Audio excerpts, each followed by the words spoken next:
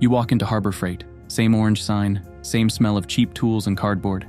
You reach for the coupon in your pocket, 20% off, the one you've used for a decade. The cashier scans it. Error.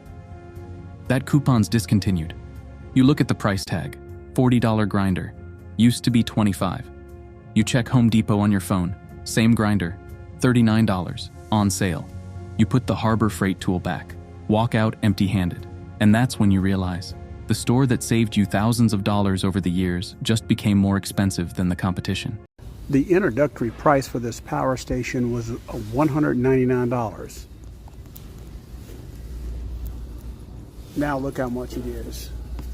It was $199. Across America, millions are discovering the same truth. Harbor Freight isn't the haven for cheap tools anymore. It's an $8 billion empire that forgot why people loved it in the first place. This isn't about a store raising prices. This is about a company that spent 40 years building trust as America's tool savior, then systematically destroyed that trust through a calculated transformation nobody saw coming. Harbor Freight didn't just get expensive, it got strategic. They killed the coupons that made them famous, launched premium brands competing with Milwaukee and DeWalt, expanded to 1,500 stores in towns so small, even Walmart won't go there. And behind it all, an 85% dependence on Chinese factories, a CEO worth $16.5 billion, and a business model designed to extract maximum profit from customers who can least afford it. The cheap tool paradise? It was never meant to last. Hey, what's going on, guys? It's your boy Herb. I'm back again with another video. So today I'm in Harbor Freight for the free bucket, and I'm just looking at the rare stuff. And they have the Icon magnetic tool mat. They got 3 of them, but they raised the price to $24.99. So I'm gonna get that. Let's see what else they have. Supposedly they have the tactical rail light. Let's see what they got.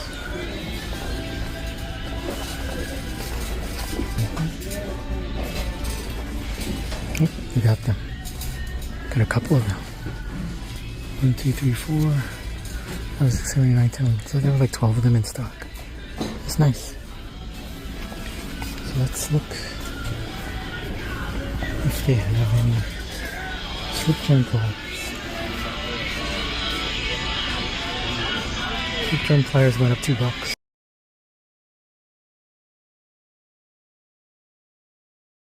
It was bait, and you just figured out you're the catch.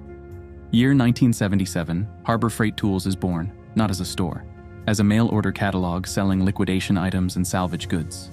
Tools so cheap you wouldn't believe it, but you'd buy them anyway because the risk was almost zero. For 30 years they crawl. By 2007, 500 stores.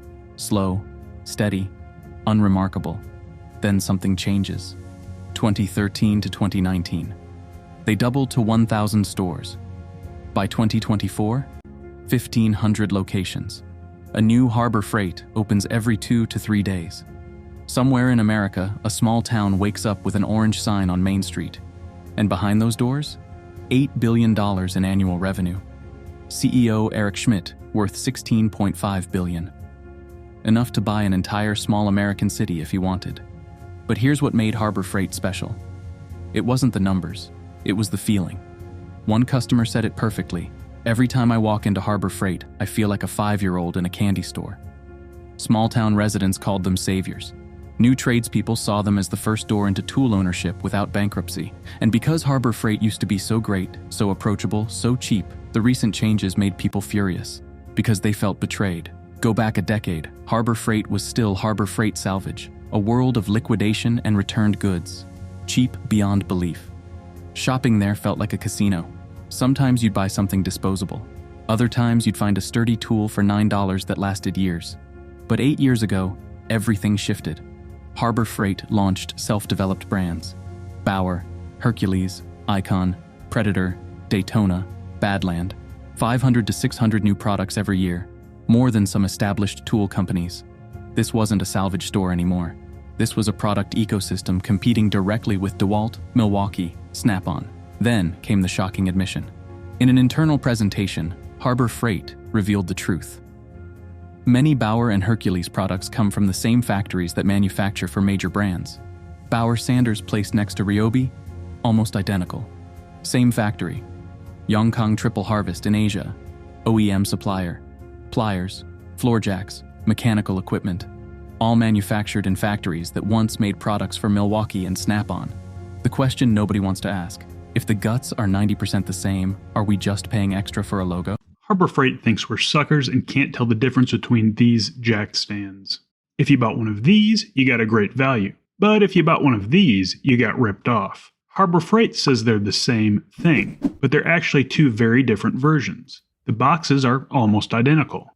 The price is the same. They even have the same SKU number, but one of them is flimsy and the other is heavy duty. One of the posts looks like it was cast by a professional, and the other one looks like this. One of the bases wobbles and one is sturdy. Normally, the return policy is 90 days, but remember how they have the same SKU number? That means there's nothing stopping people from buying the heavy-duty version and returning the flimsy one in its place. After all, according to Harbor Freight, they're the exact same product. Who's the sucker now? Some customers see this as the secret to saving hundreds. Others see it as proof Harbor Freight isn't as cheap as it pretends to be anymore. If one thing made Harbor Freight famous, it was coupons. 20% off store-wide, free flashlight, free tarp, free mini screwdriver. People joked Harbor Freight gave away more than they sold. But the golden age is over. The 20% coupon? Limited, then restricted, then gone.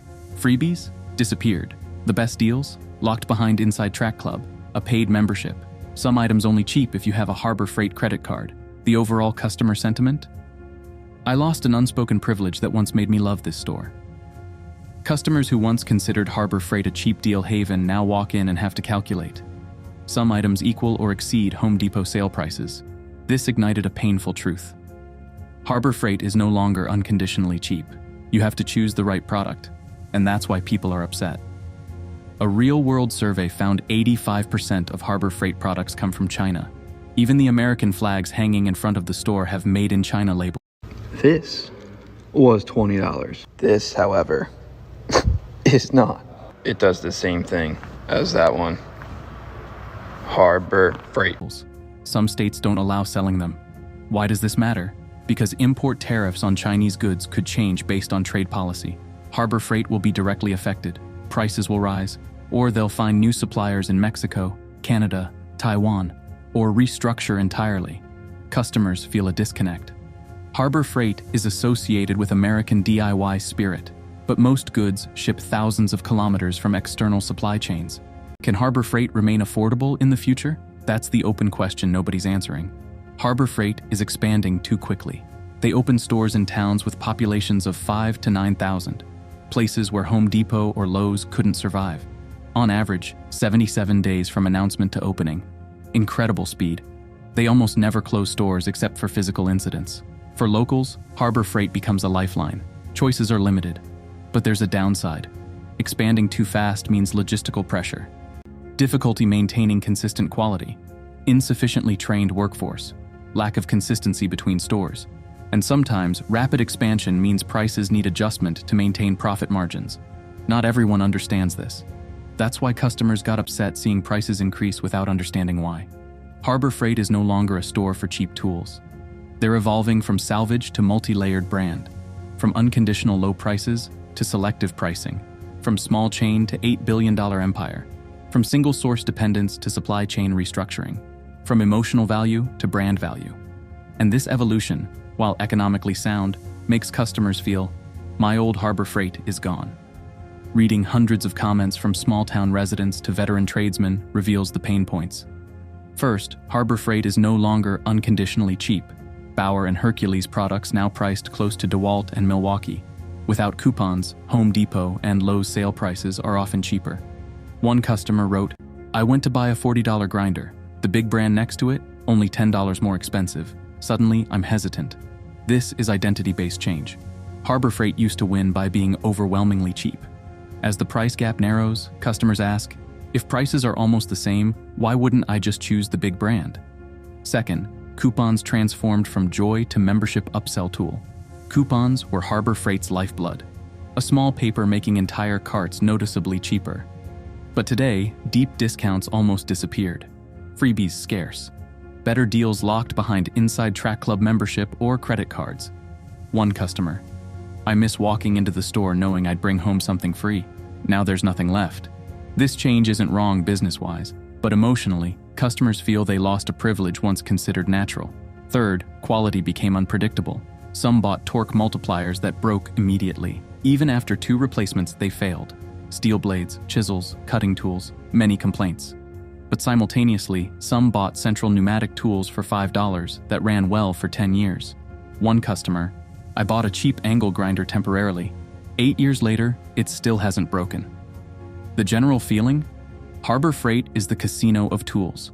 You might buy something that breaks immediately or lasts a decade. It makes them unpredictable. Finally, the perception shift. Harbor Freight was once seen as ally of low-income individuals, small craftspeople, DIY enthusiasts. But today, higher-end brands, paid memberships, credit cards, gradually increasing prices make customers feel Harbor Freight is moving toward big retail model. A typical comment? Harbor Freight used to be like a good friend. Now it's like a corporation testing how much I'm willing to spend.